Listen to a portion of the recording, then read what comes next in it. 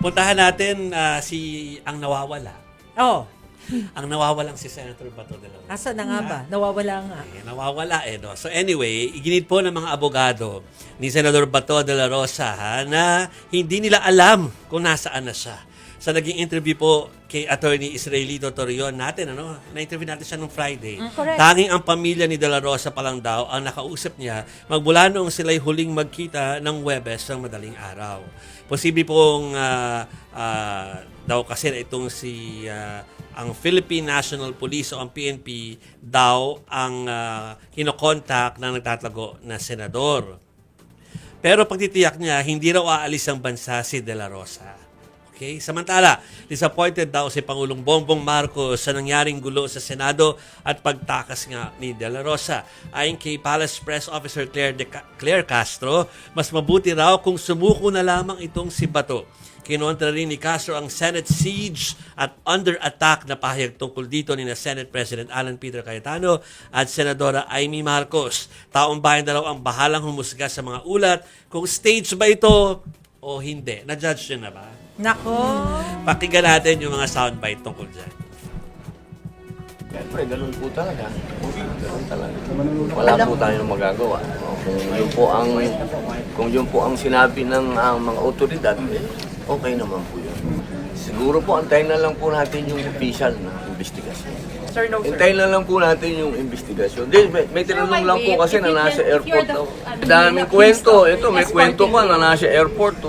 Pero nasa Pira naman. May kwento pa. Sir, may May chance kwento ba? pa na yate. Sir. Sa kidnapper. Oh, Kidnapper, sir.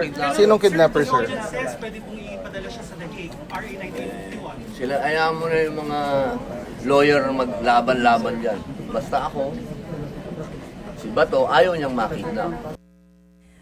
Pero bakit hindi natin nadidinig mismo kay Senator Robin Padilla ang ganong mga salita patungkol sa kanyang kaalyado na si Senator Bato de la Rosa?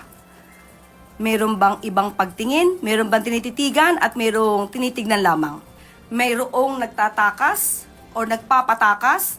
Dapat lang din po tayo mga Pilipino ay maging mapanuri sa mga nagiging aksyon ng ating mga public servants.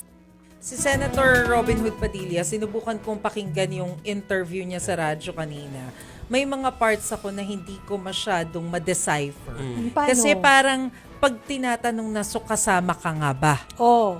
Hindi direkta kasi yung sagot. Anong sagot? Diba? Hindi ko Yung mga narinig. tipong, Oh.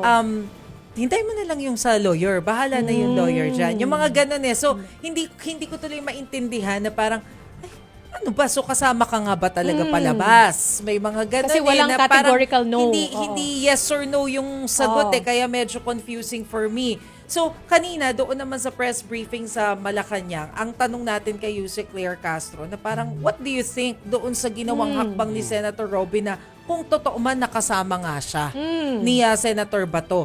Yun yung sagot ni Yuse Castro, yung napakinggan natin kanina na, bakit ganun? Nung ordinaryong tao pa naman siya, meaning bago siya mapasama dun sa gobyerno na posisyon, ang tono niya, igalang natin kung anong nakasaad sa warrant of arrest, di ba? Respetuhin natin yan. Pero bakit daw ngayon na kaalyado na niya yung nahahaina ng warrant of arrest sa katauhan nga ni Senator Bato de la Rosa, abay bakit iba na?